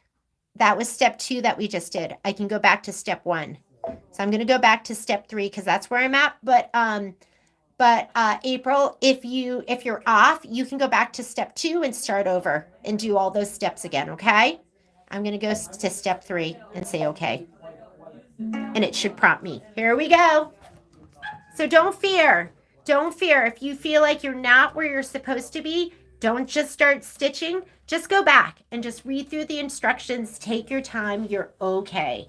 Oh my goodness, you're so okay. All right. One side was sewn. turn the fabric 90 degrees counterclockwise to the left, not the right. I think all of the rehoopings are going to be to the left, and then rehoop it in the embroidery frame. This is what it should look like. We're going to do that top corner again. My advice to you is bump it down about 2 inches though, so you can get it, but get it close to the edge. I was able to fit all of that in one hooping. Here we go. So time to rehoop.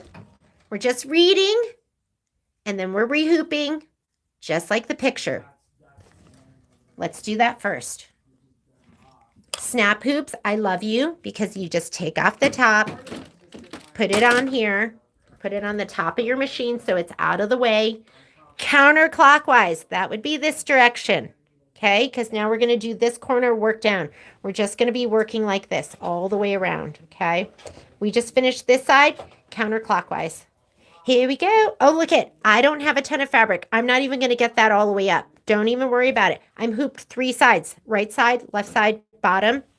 I'm just going to hoop it like that. If you're looking here at the top, you're going to see that top part's not even going to be in the hoop. Not even worried about it.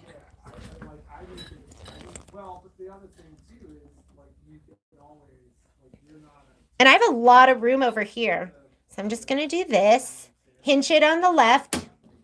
Make sure it's right above the bottom hoop. Oops, mine's already wanting to go down. Got my finger out of there. And now I'm just going to snug it, and I'm not worried that I'm not hooped on the very top. It's okay. Oh, actually, you know what, though? If I scoot it up a little bit, I might not have to rehoop this bottom part. I'm going to move it up just the tiniest bit.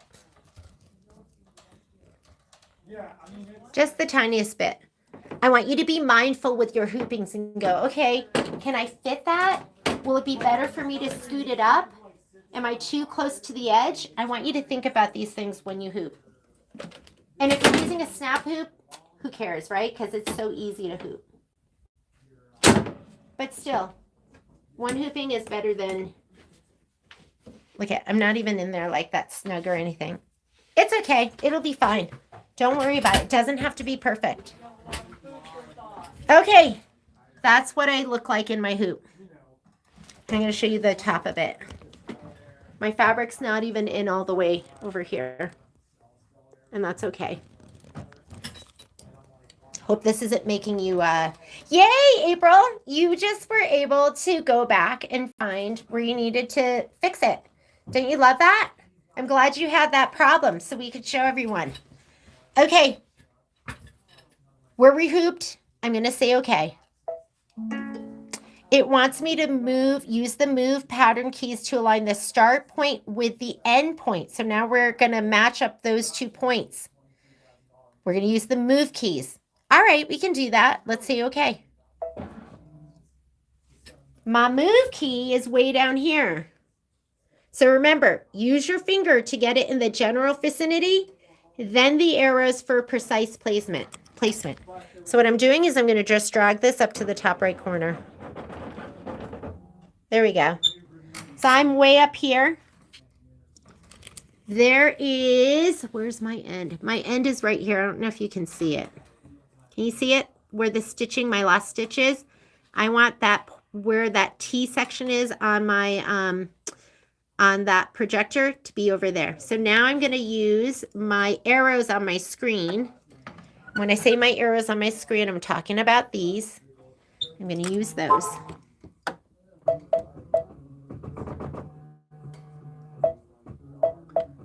I'm sorry, I should have used a darker color. Do you forgive me? I thought the white would show.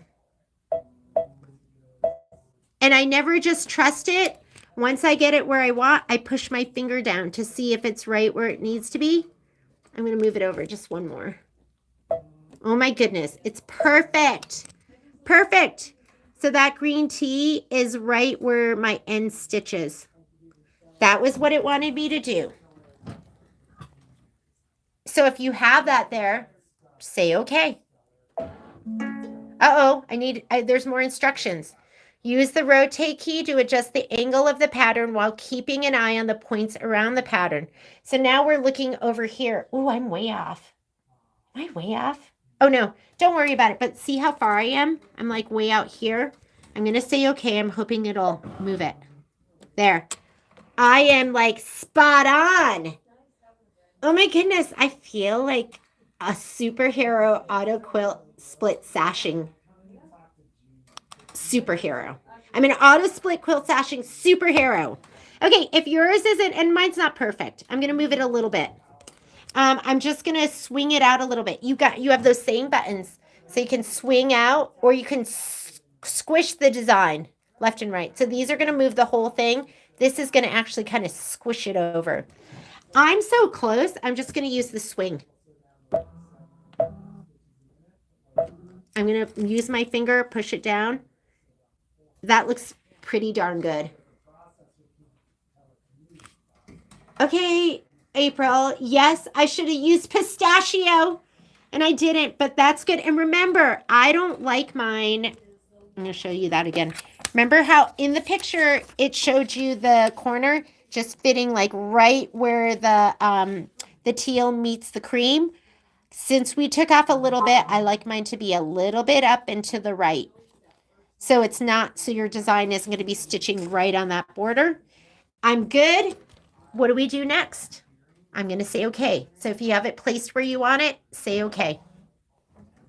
And we're ready to stitch. What we want to do is we want to go to stitch number 1. And I wish I could change that design so you could see it better, but it comes in tangerine. Where at stitch number 1, you can tell it's stitch number 1 because it says it right here. This is one of 142 stitches. It's only 142 stitches. Can you imagine like when you're in the groove and I'm not talking and like driving you crazy? How, oops, wait, I forgot to bring up my bobbin thread. Okay, I forgot to hit my, my whatchamacallit, my needle up, so sorry. Oops, and then I bumped my fabric. Sorry about that. It'll be okay though. And then I moved my fabric the wrong direction, but did you see that? Makes me mad, but it's okay. That's what happens when I'm talking and not thinking. All right. Remember, you're the master of your boat. You're the captain. Embroidery is finished. Okay to connect the next pattern. Yes. So those little corners are quick. Now we're going to do the long stretch that goes down. I'm just going to say, okay, I'm going to follow the instructions. I am hooped. Like if you are too close to the bottom, don't worry. It'll prompt you to rehoop. But I was really mindful when I hooped and made sure I was kind of centered. So we're just going to read the instructions. Use the rotate key to adjust the angle of the pattern while keeping an eye on the points around the pattern. Adjust the size of the pattern so the lower left point will be the inside corner. So again, we're going to check this swing and we're going to check where it's ending. So I'm going to say okay. First thing it wants us to do is check our swing. I need to move it to the right a little bit. So you're not going to see this, but I'm using the 0.1 and you can hold that down to make it go quicker. Okay, now I'm going to scoot it up. So that little edge, and I think that's a 1/4 inch. I'm going to scoot it out a little bit more. Okay, now I'm going to scoot it up.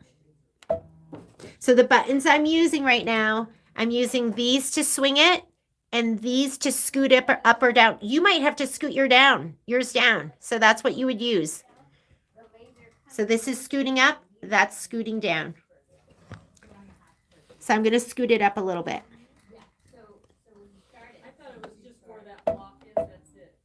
And that looks good. I'm happy. Do you see? So I'm about, like if you go diagonal to my center point, that's good. All right, you can check it. These are your buttons to check the bottom ones. You can't really see that well, but you could check all of these. Center left, good. Top left, awesome. Top right. And remember, you have binding. Ooh, you're not even seeing that. You have binding. So I like it just like it is. A little bit more room on the right. Center. That's center. Perfect. I love it. I'm ready. If you like what you see, say okay. Go to stitch number 1. You can check right here and see that it's stitch number 1. Bring up your bobbin thread. I'm going to grab my upper thread. I can leave it up here.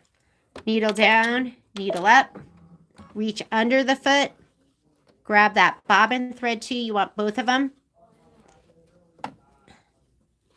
And start stitching.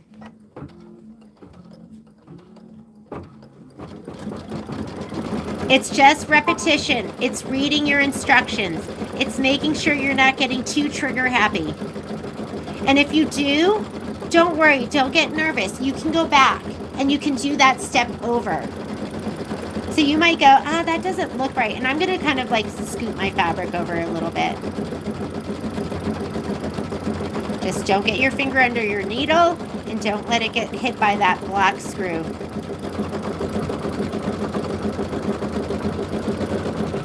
How are we doing? Is there anyone else that's stitching with me?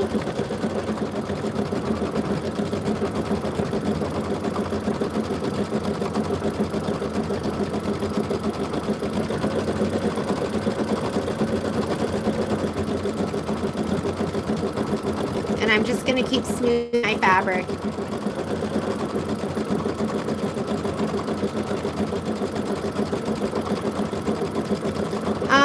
That was that step 3? That was 1, 2, 3, 4. That was step 4. We're halfway through. Yay! Gail, is this your first time doing something like this? You did it in class, right? I am. It's going great. Yay! Judika and Gail are stitching with me. I'm so happy. I don't want to be doing this by myself, but okay. Is it okay? Embroidery is finished. Okay to connect the next pattern? Yes, it is. Let's do it. So just say okay. If you feel like you didn't do something right, you always have the opportunity to go back. You're just going to go to that where you go forward and backward stitches. One side was sewn, turn the fabric 90 degrees counterclockwise, and then rehoop. Here's your instructions. This is what it wants you to look like. Give yourself about 2 inches on the top, though. So I'm going to rehoop. Doesn't want you to do anything else on the screen yet. Don't touch those buttons. Just take your time. Read what it says. Follow your instructions. I'm rehooping. I'm turning it.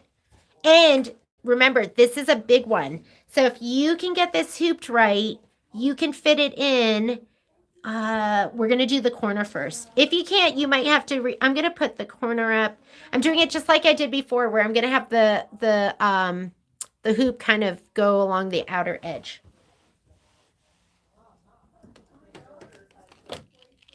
Auto-Split Quilt Sashing. I love you.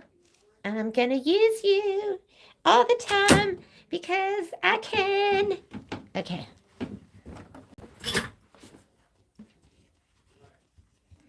Look at this down here. It's all balled up, but I'm not worried about that because we're going to have to rehoop. Just make sure this side is nice and flat.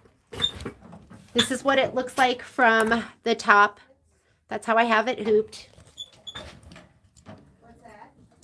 The black screw. Oh, yeah. Miss Joanne, did that black screw get... I'm like traumatized. I talk about it all the time. I like had my finger there and it just like ripped up my finger. Okay, I'm rehooped. That was it. Nice and easy. Get a snap hoop. I'm going to say okay. I'm going to read the directions. Use the move pattern key to align the start point with the end point. I'm matching up where it ended with the new design. I'm going to say okay. It's going to project it. I know it's going to be in this upper right hand corner. I'm going to move this with my finger first, and then I'm going to use the arrows for precise placement. But while you're moving it, you're looking over here at your fabric.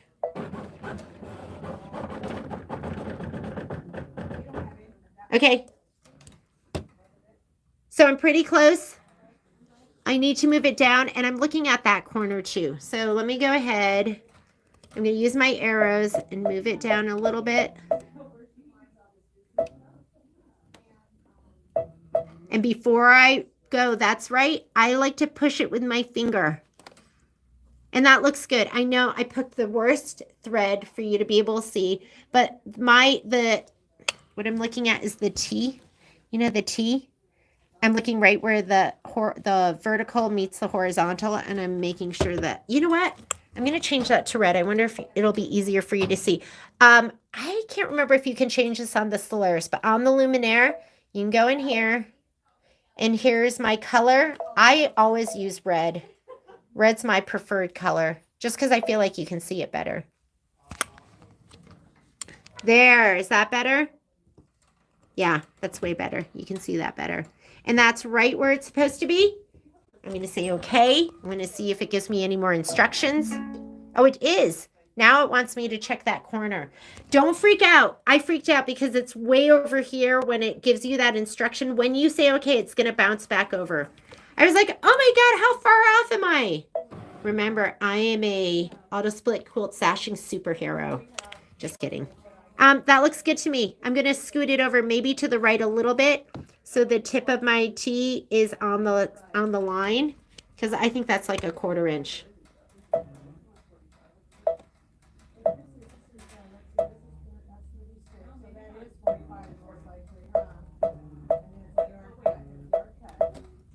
I'm going to push my fabric with my finger. That's good. I'm going to go with it. I'm happy. Let's say okay. If you're happy and you know it, say okay. But, and this too, this will give you a preview of your design. You just touch any of those spots and it'll show you that part of your design. I can still scrunch it left or right. I was close. So I just swing it, but this will distort more. This is going to distort more. If you're really far off, maybe try these. Let's say okay. Go to stitch number 1. Bring up your bobbin thread. Grab your upper thread. Needle down, needle up. Reach under, grab everything. Make sure you smooth that out. Did you see me before? I don't know what I was doing. I was freaking out. And then next thing you know, it was all scrunched in the wrong direction.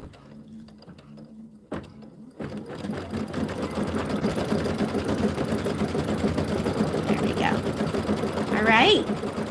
We're going to do the corner, and then it's going to do the corner. We're going to do the long strip. Sometimes when you have a big design, it's going to just be going down and doing long pieces. Really depends on your project. You can do a small design, and you can put it all in the dimensions and have it do the Auto-Split Quilt Sashing in one hooping when you have something small.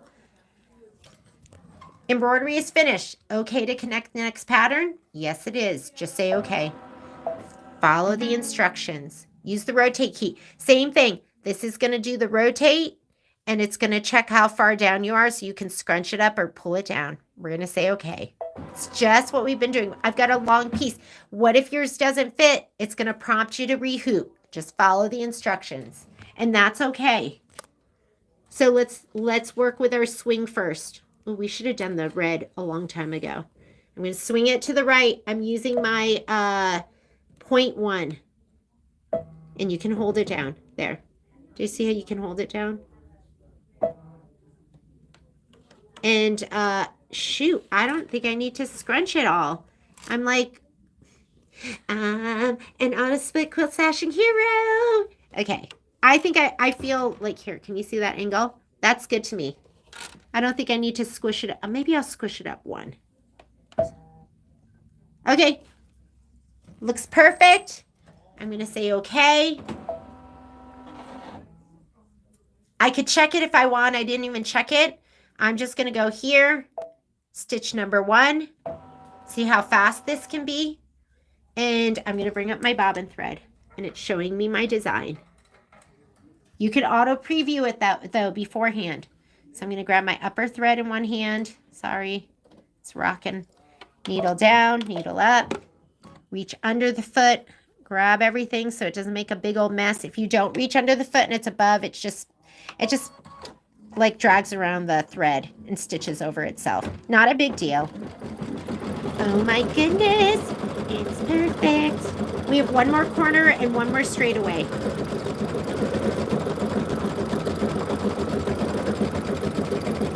April, I haven't sent out your stuff yet, but I will. I'm struggling to keep up.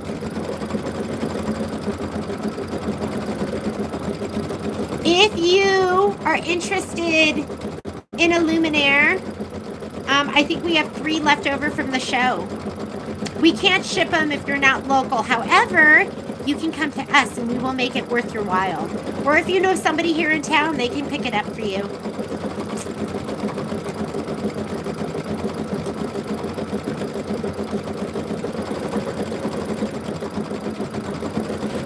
Put it with your order.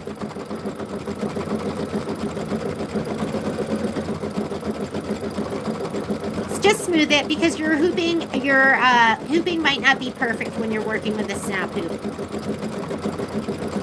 But it's so forgiving. Quilting is really forgiving.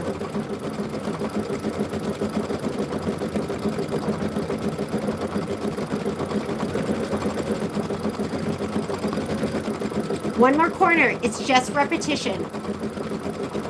And it's just you reading what it's telling you to do and doing what it's telling you to do. And if you have issues, then you can go ahead and you can always go back and redo. You get a redo. Okay to connect, say okay. Oh, Katerina, just fly out. You fly out. You come stay with me. All right. One side is sewn. There's our directions. It wants you to turn it clockwise. So we're going to turn it 90 degrees. What if you don't have Auto-Quilt Split Sashing? Just use clear bow ties. Just use border designs. You can do that.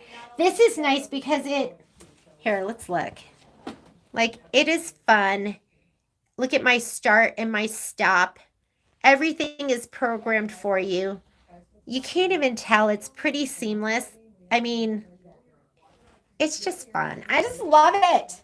I love it. I love it. I love it. I love this feature. Okay, I turned my fabric. I'm going to rehoop. Remember, I don't get to the top. That's okay.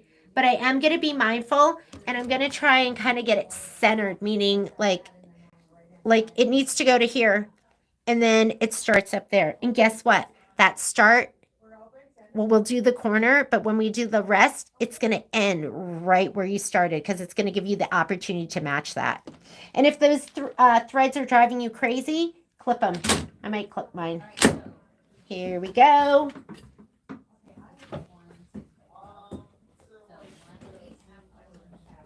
Here we go. Oh my God, it looks beautiful. Oh my God, Gail finished. Am I like so slow? I'm so sorry. Was I holding you back? Use the move pattern keys to align the start point with the end point of the previous pattern. I had somebody that did this auto-split quilt sashing. It was like a turtle quilt, and she had like it was like 8-inch squares and then the sashing around. So it was every hoop. She just did the whole thing. So you do not have to do this on a big border. It can be smaller sections. And now it wants me to use the, I'm sorry, did I show you the directions? Use the move pattern keys to align the start point with the end point of the previous pattern. It's going to project it. I'm going to move it all the way up there with my finger. Here we go. Whoop. Oh my God, I got crazy. All right. So, but we want that actually, like, get fold. Remember, that's our corner. That wants to go where we just finished. So I'm going to use my move. Ooh, let's use our move arrows. And you can hold them down to go faster. They're slow if you like.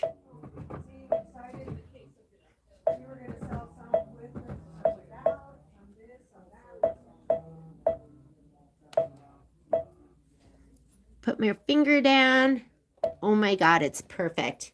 Okay. I love where it's placed. I don't have to do anything else. I'm just going to say okay. Use the rotate keys to adjust the angle. So now we're doing the little corner. Don't freak out. My corner is way over here right now. I'm just going to say okay. And that looks pretty good. I want to move it over to the right a little bit.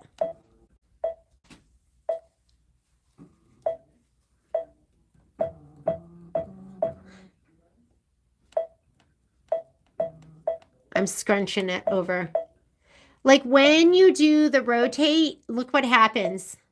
Or I'm sorry, when you do the, when you swing, it takes the design and it swings it. Do you see how my orientation is kind of like rotated a little bit? Just keep in mind, it's okay. It's going to look beautiful anyways. I'm just going to do it right where I have it right now. I'm not quite all the way over to the right like I normally would, but I don't want to swing that and distort it anymore. So I'm just going to say okay on my screen. It's ready to stitch. I'm going to go down here where I go forward and backward stitches, and I'm going to go to stitch number 1.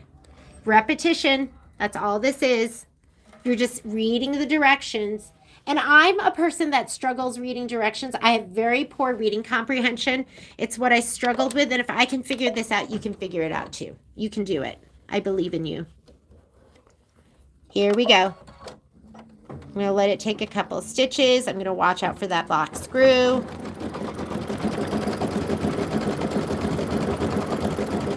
And it's quilting. If it goes over the edge, that's okay too. Watch out for that though, because that foot, when it's going from right to left, that's when it scoops and it makes a big old mess. So you just want to watch out for that. Just always have your finger, if it's near the edge, have your finger near that start stop button. This is our last piece. We're going to say okay. It wants you to, it's already, since we didn't rehoop, it's going to be right where it ended. When you rehoop, that's when you have to match your start and your end, okay? So it just wants us to go ahead and just align the start. Oh, wait, did we rehoop? It wants us to align our start, but it should just go right there. Yeah, see? It's right where we ended, which is fine. It's perfect. We're going to say okay to that. And now it wants us to match. Use the rotate key, size key to align the end with the start. We're going right back to where we started. So we're going to say, I'm going to touch OK on the screen. Okay. Oh my goodness. I am like, you know when you feel like you're the poo? I'm just kidding. Oh, I'm so close. There's so many things I'm so bad at, so it's nice to be good at something sometimes. All right. So I'm just going to move it over just like a couple of stitches. And you can swing and you can scrunch. And I'm just swinging a little bit. I'm going to scrunch down one. Perfect. And if you want to check it, now you can use these buttons. That's the middle left. Looks gorgeous. I feel good. I feel good. I'm going to go to stitch number 1. Always do that. And you don't have to. If you don't care what the front and the back looks like, who cares? Then you're just going to start stitching. But if you want to bring up that bobbin thread, always go to stitch number 1. I'm going to grab my upper thread. Where are you? Get you. I need tweezers. Here we go. Got you. Needle down, needle up. Reach under the foot. Grab both of them. If you need tweezers to grab that bobbin thread, just use a pair of tweezers. We're stitching. This is it. You did it. I'm so proud of you. And if you didn't do it and you watched it, I want you to try it.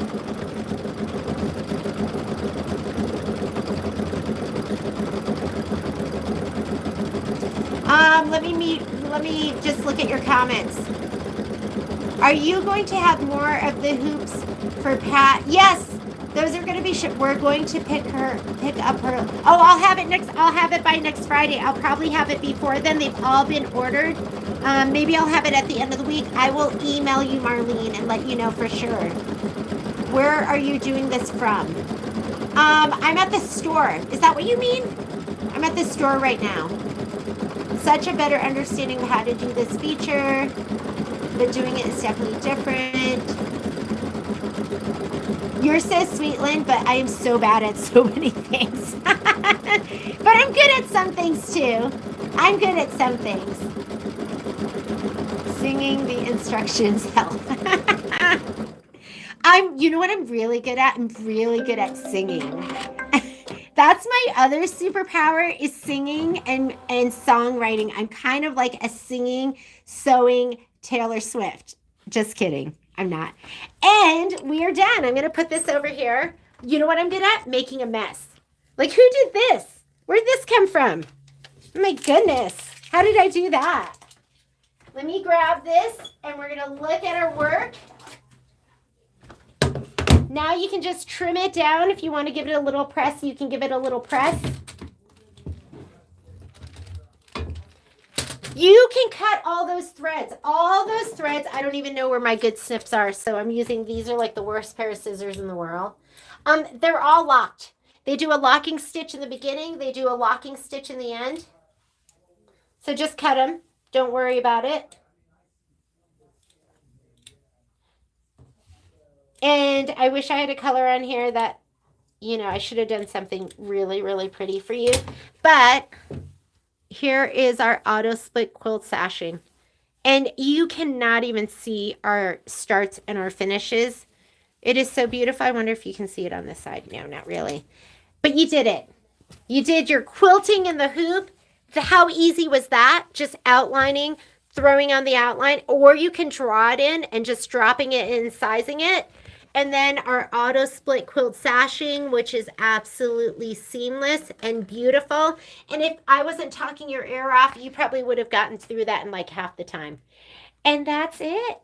That's it. So this is like a small project. This is a bigger project. It's worth it. And you get good at it. So repetition's the mother of learning, but hopefully you're learning it right.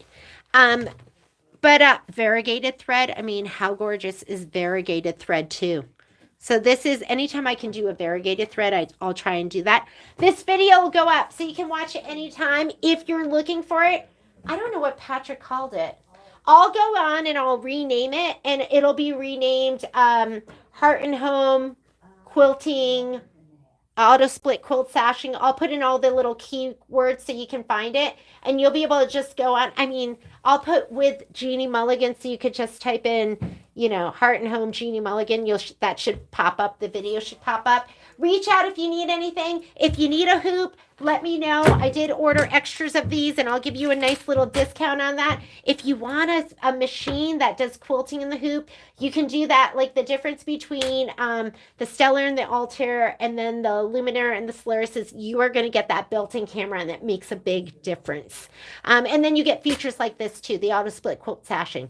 So have a great day. Be creative. Make something awesome. And I will see you tomorrow on the live feed. And I'm so sorry you had to wait for this, and we had so many technical difficulties. Hopefully it was worth the wait, and I'll see you later. Oh, don't forget to like and subscribe too. Bye, guys.